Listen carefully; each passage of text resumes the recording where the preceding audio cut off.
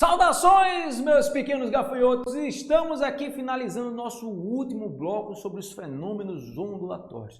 Eu deixei o melhor para o final, tá? Nesse nosso último bloco, nós vamos estar falando de dois fenômenos muito importantes para o nosso cotidiano, que é a... Bota aí na tela, Roberto! Deixei o suspense para você. Olha aí, a difração e a interferência.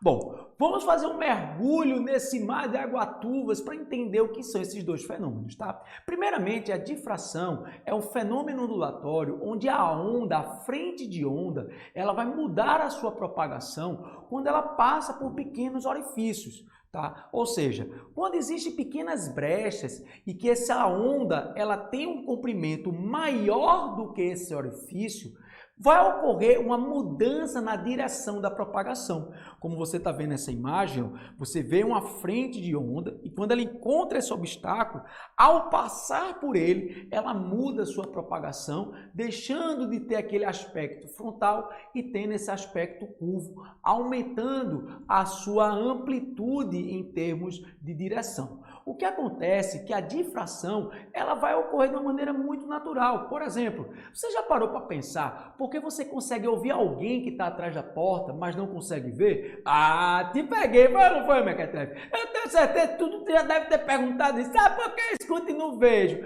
É muito simples por causa da difração. A difração, a onda sonora, lembre que é uma onda mecânica, é uma onda que tem um comprimento de onda muito grande. Então, qualquer orifício já é menor do que o próprio comprimento de uma onda sonora. Por isso, ela sofre a difração, permitindo que ela se espalhe pelo ambiente, chegando até você que está do outro lado. A brecha não precisa ser grande não, pode ser muito pequenininha, a onda já passa. Mas uma onda luminosa, ela tem um comprimento de onda numa escala de 10 a menos 8. Ou seja, para que você causasse a difração de uma onda luminosa, você precisaria de uma fenda que fosse menor do que essa distância. Aí você diz, Paulinho, então é impossível ter a difração de luz. Mequetrefe, para com isso, Mequetrefe. Deixa de ser assim, Mequetrefe. Quer um exemplo? Um beija-flor. Você já parou para pensar que um beija-flor, ele muda a tonalidade da sua cor? Pois é a difração juntamente com a interferência que está fazendo a cor dele ser diferente. Sabe aquele aspecto colorido de uma bolha de sabão ou da água de um poço próximo a um posto de gasolina quando chove, que você tem aquele aspecto como se tivesse um arco-íris se mexendo? Pois é, aquilo dali é fruto da difração junto com a interferência. A difração ela também pode ser vista em CDs. Eu sei que hoje em dia ninguém quase nem mais usa, né? Mas um CD, quando ele é usado, quando ele é gravado, existe um laser que queima a película e o comprimento de onda desse laser é exatamente menor do que o próprio comprimento de onda de luz. Por isso que um CD, quando ele é gravado, ele permite o fenômeno da difração. Então, a difração é o fenômeno que a onda ela vai mudar a sua propagação. E é graças à difração que a gente consegue ouvir pessoas e obstáculos que estão distantes. Lembrando que se esse orifício, a fenda por onde passar a difração for muito grande, a difração ela não vai ocorrer. A difração da luz ela também é utilizada, gerando que a diferença é que vamos distinguir o processo em que houve ou não a difração por pontos mais luminosos e pontos mais escuros. Esses pontos luminosos e escuros passaram a ser chamados de franja. Então, as franjas claras e franjas escuras vão caracterizar pontos onde essas ondas vão ser formadas. Então, saindo do fenômeno da difração, a gente vai falar de um fenômeno muito importante chamado de interferência, que nada mais é do que a sobreposição entre duas ondas. O que acontece é que quando duas ondas se colidem, lembre que nós já tivemos a nossa aula e se você não lembra é porque você não assistiu, né, Mequetrefe? Então pausa esse vídeo e vai assistir a nossa aula de número 13. O que acontece então é que lá você entende quais são os elementos de uma onda, que são a crista, o vale, a amplitude e o comprimento de onda. Então quando duas ondas se sobrepõem, nós vamos ter aí um processo de interferência. O que acontece é que essa interferência ela pode ser de dois tipos. Ela pode ser chamada de interferência construtiva. E construtiva por quê, Paulinho? Porque ela vai aumentar a amplitude dela. Lembre-se que quando aumenta a amplitude de uma onda, aumenta também o quê? A intensidade sonora. Então, quando duas ondas elas vão sofrer uma interferência construtiva, basta você somar as suas amplitudes. E as ondas elas também podem ter a interferência destrutiva. Olha, nessa imagem você tem uma interferência construtiva. Ó. As ondas elas passam, aumentam a amplitude e seguem seus caminhos. Nesse momento onde a amplitude aumentou, você tem a sensação do som ser mais forte. Sabe quando você já foi para um show ao ar livre? Você já percebeu que em determinados momentos que você está andando nesse show, você percebe que existem alguns pontos e que o som ele fica mais forte e outros não? Pois é, nisso você está no ponto de interferência construtiva ou destrutiva. Ou sabe o que é um exemplo melhor? Quando você está com o seu celular e que você está procurando o sinal e que você percebe que tem pontos que o sinal está maior ou menor, também é um ponto de interferência construtiva e destrutiva. Então, fica fácil entender que a interferência destrutiva ocorre quando as ondas elas vão se colidir e agora, ao invés de elas terem um encontro ou de duas cristas ou de dois vales, que é o que caracteriza a interferência construtiva, ela vai ter o encontro de uma crista com um vale. Então, essa oposição de suas fases, elas vão fazer com que essa amplitude reduza, fazendo com que o som se torne mais fraco, podendo chegar até ser zero e não ter som nenhum. Então, a interferência destrutiva é a interferência que vai ter a sobreposição de fases diferentes da onda, uma crista com um vale ou vice-versa. E nesse momento a gente vai fazer uma subtração dessas amplitudes. Veja aí como funciona. A amplitude ela praticamente desaparece e depois volta seguindo o seu fluxo normal, sem a mudança da propagação que a onda tinha. Bom, agora que você entendeu que a interferência ela pode ser construtiva e destrutiva, a gente vai falar agora de um ponto muito importante que é chamado fase de uma onda. Ondas em fase, são quando a produção da onda elas estão ocorrendo de forma igual. Por exemplo, nessa imagem você tem três fontes, F1, F2 e F3. Perceba que a fonte F1 e F2, ambas começam pelo movimento da crista, e depois vale, crista, vale. Quando as ondas elas estão se propagando de maneira igual, elas são ditas que estão em fase. Mas se eu tenho uma produção de uma onda que começa com a crista e a outra como vale, que é o caso do F1 e o F3, a gente vai dizer que elas estão em oposição de fase.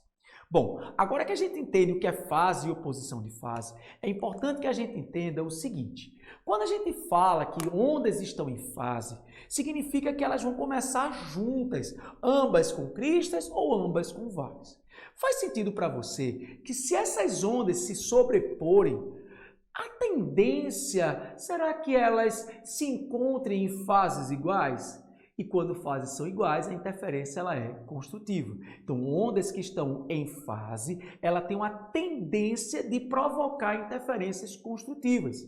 Já ondas que estão em oposição de fase, a tendência dela, e você deve estar, Paulinho, não entendi. Mequetrefe, o que é tendência? Por exemplo, no verão, a tendência é usar o quê? É usar cachecol, é usar roupas de frio ou é usar roupas mais leves, mais claras? Faz sentido que a tendência são roupas claras e leves? Pois é, tendência é aquilo que você tem como probabilidade de acontecer. Então lembre-se, ondas em fase, a tendência é a interferência construtiva. Ondas em oposição de fase, a tendência é interferência destrutiva. É óbvio que as duas interferências vão existir, mas a tendência, ou seja, a maior probabilidade. Então, para que a gente faça o cálculo da interferência, o que a gente vai fazer é muito simples. Vamos ter duas fontes sonoras emitindo som para o mesmo ponto. Então, a interferência é a percepção que o observador vai ter dessas duas fontes que chegam até ele. E para isso, gente, é muito simples o cálculo. Vamos comigo. Primeiro, olha lá, Robertão. Primeiro, você vai fazer a subtração da distância entre cada fonte, ou seja, você tem a F1 e a F2, você vai pegar literalmente a distância de uma, subtrair pela outra. Literalmente, gente, Mequetrefe, é subtração na cara dura, Mequetrefe. Tu vai pegar a distância de um, subtrai pela distância do outro. Só que o resultado dessa divisão, dessa subtração, ela vai ser um número, que vai representar o nosso número de franjas, de interferências, multiplicado por metade de um comprimento de onda, lambda sobre 2. O que vai acontecer agora é o seguinte: quando o enunciado disser que as ondas estão em fase, a tendência é que a interferência seja o quê? Construtiva. E para eu identificar que a interferência foi construtiva, esse número que vai estar à frente do lambda sobre 2 vai ser caracterizado por um número par, 2, 4, 6. Mas se o número for ímpar, significa que ele está indo de contra a tendência, então a interferência é destrutiva. Da mesma forma, quando for o inverso, prestem muita atenção, muita atenção. Quando eu disser que a interferência, que as ondas estão em oposição de fase, qual é a tendência? A tendência é a interferência o quê? Destrutiva. Então, agora em oposição de fase, o número par significa a interferência destrutiva e o número ímpar a construtiva. Cuidado para você não se confundir com relação a isso. Então, bota aí, Robertão, na tela, ondas em fase, quando o número for par, é uma interferência construtiva porque ela está obedecendo a tendência. Quando o número for ímpar, a interferência é destrutiva. Se eu disser que ela está em oposição de fase, a gente vai inverter isso aí. Belezinha? Vamos fazer um exercício para você entender como funciona. Vamos lá. Primeira questão está aí, A figura abaixo representa um fenômeno ondulatório, onde o raio contorna um obstáculo. Assinale a alternativa que indica qual é esse fenômeno. Robertão, me bota nessa tela aí, né, Robertão? Olha, Mequetrefe, pensa só. Você teve uma onda sendo emitida e que ela colidiu com um obstáculo e mudou a propagação. Isso é reflexão? Não, né, Mequetrefe? Reflexão é bater e voltar. Isso é o quê? A difração, gabarito letra D, ou melhor, letra E, difração. Houve um errozinho na formatação no quadradinho, mas o gabarito está como difração, letra E. Muito bem, agora a gente vai para a segunda questão. Nos manuais de instalação de equipamento do som, há um alerta aos usuários para que observem corretamente a polaridade dos fios ao realizarem conexões das caixas de som. A figura ilustra o esquema de conexões das caixas de som e de um equipamento de som mono, no qual o alto-falante emite a mesma onda. No primeiro caso, a ligação obedece às especificações do fabricante e no segundo caso, mostra uma ligação na qual a polaridade está invertida. Olha aí, Mequetrefe, se houve a inversão de polaridade, as ondas estão em oposição de fase. Lembre que em oposição de fase, a tendência é onda o quê? Destrutiva. O que ocorre com os alto-falantes E e D se forem conectados de acordo com a forma errada? Letra A, o alto-falante E funciona normalmente e o D entra em curto-circuito? Fala sério, Mequetrefe, não tem nada de curto-circuito aí. Letra B, o alto-falante E emite ondas com frequências ligeiramente diferentes do alto-falante, provocando um fenômeno de batimento. Mequetrefe, batimento é quando você tem as ondas fazendo a mesma pulsação, gerando um ritmo. Não tem nada a ver com isso, né, Mequetrefe? Letra C. O alto-falante E emite ondas sonoras com frequências e fases diferentes do alto-falante D, provocando um fenômeno conhecido como ruído. A gente sabe que o fenômeno das colisões entre ondas é interferências e não ruídos. Letra D, o alto-falante E emite ondas sonoras que representam um lapso de tempo. Eu não vou nem ler, que tu tá vendo que isso é um absurdo. E olha o que está escrito na letra E. O alto-falante E emite ondas sonoras em oposição de fase. Lembra que ele mudou a polaridade. Se ele muda a polaridade, inverteu a fase, emitindo pelo alto-falante D, provocando um fenômeno de onda destrutiva. Paulinho, como é que tu sabe? Porque a tendência, Mequetrefe, a tendência é que se você tem ondas em oposição de fase, a tendência, ou seja, a naturalidade, é que elas, ao se colidirem, elas sejam ondas destrutivas. Então, gabarito letra E. Vamos para essa terceira questão e olha como ela é interessante. Seu Rubinato, um músico aposentado, gosta de ouvir seus velhos discos sentados em uma poltrona. Está ouvindo um conhecido solo de violino quando sua esposa Matilde afasta a caixa acústica da direita, a uma distância L, como visto na figura. Em seguida, seu Rubinato reclama: não consiga, pai, tá parecendo contigo, né? Mequetrefe, vê se não parece que te reclamando também de tudo, Mequetrefe. Não consigo ouvir lá o lado do violino, que antes soava bastante forte. Olha só que aí está o segredo da questão. Veja que antes o som estava forte. Se estava forte, a interferência era construtiva. Quando ela afastou, ele simplesmente disse: eu não consigo mais ouvir, eu não escuto mais nada, não consigo ouvir. Se ele não consegue ouvir, é porque a interferência deixou de ser construtiva e passou a ser destrutiva. Lembre que caixas de som, eles sempre vão produzir ondas em fase, ok? Joinha? Então, esses dois caixas de sons, eles estão produzindo ondas em fase. Então, qual é a tendência dessas ondas? É serem construtivas. De maneira que no momento que ele estava ouvindo lá de maneira muito forte, ele estava num ponto de interferência construtiva. Belezinha? Bom, ele fala da qual a velocidade da onda do som, 330, e a frequência da nota lá. Bom, então como é que a gente vai resolver? Primeiro, a gente vai ter que calcular qual é, tá, o comprimento da onda que está sendo emitida, belezinha? Então esse comprimento de onda, ele vai ser a velocidade de 330 igual ao comprimento de onda vezes a frequência 440 que foi dado no enunciado. Ao dividir esses dois valores, nós vamos encontrar a fração 3/4, que se você quiser dividir, ficando 0,75.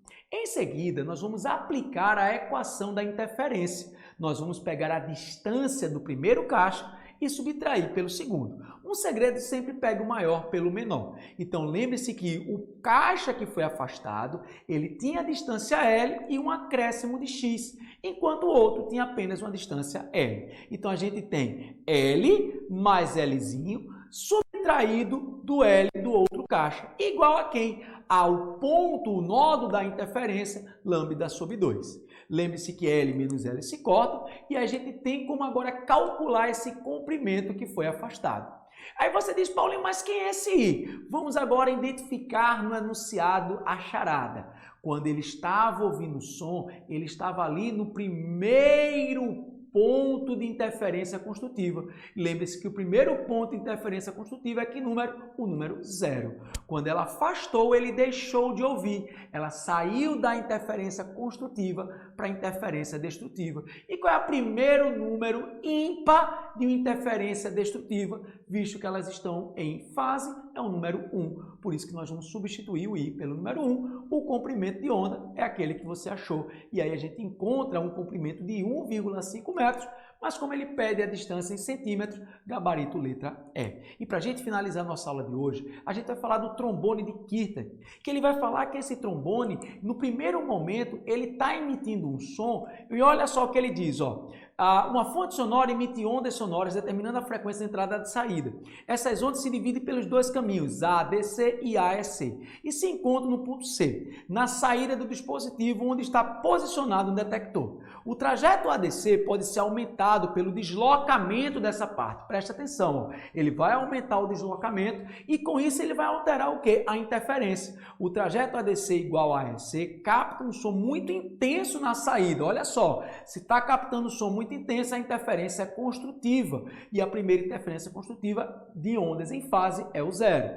Entretanto, aumentando-se gradativamente o trajeto ADC até que fique como mostrado na figura, a intensidade do som na saída fica praticamente nula. Olha, mequetrefe, se ficou nula é porque a interferência deixou de ser construtiva e passou a ser destrutiva. E qual é o primeiro número ímpar que nós vamos ter? 1. Já se ligou aí? Bem parecido com a questão anterior. Ele fala a velocidade do som e pede a frequência. Então, vamos lá. A primeira coisa que a gente vai fazer é entender que no primeiro momento, tá, a distância ADC e AEC eram iguais. Por elas estarem com a mesma distância e por essas ondas ao se dividirem no ponto A estarem em fase, a interferência no ponto C era uma interferência construtiva de nodo 0. Quando ele afastou a distância do trombone, ele deixou de ouvir. Então, ele saiu do 0 para o próximo número, que é a interferência destrutiva, que seria 1. Então, a gente vai aplicar a equação.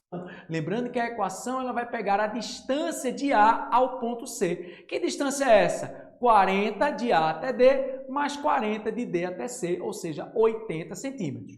Do outro lado, o som ele vai sair de A para E, de E para C, percorrendo 60 centímetros. Então, vamos começar a questão somando essas duas distâncias do comprimento e subtraindo. Ou seja, vamos ter o o comprimento de uma onda ficando 0,8 menos 0,6, igual ao n vezes lambda sobre 2. Muito bem, o que a gente entendeu é que essa diferença vai ficar 0,2 e que o nódulo da interferência destrutiva, porque ele deixou de ouvir, é 1. Dessa maneira, a gente vai encontrar um comprimento de onda 0,4. E aí, quando aplicamos na fórmula da velocidade, dividindo a velocidade por 0,4, achamos uma frequência de 800 Hz, gabarito letra C. E com isso nós finalizamos a nossa sequência das aulas de ondulatória. Sequência essa que é tema certo no Enem. Se você não entendeu alguma dessas aulas, eu convido você a assisti-las novamente. Se você ficou com alguma dúvida, vai lá no meu Instagram, @Paulo Vieira Hipnose. Eu vou ter o maior prazer em poder te ajudar nessa caminhada. Com isso, nós finalizamos nessa sexta-feira maravilhosa. Desejo a ti um ótimo final de semana de estudos e semana que vem nos encontramos aqui nesse mesmo horário e eu espero que você esteja mais pronto, mais preparado rumo à realização do seu sonho. Um grande abraço e até logo, meus pequenos gafanhotos. Tchau, tchau!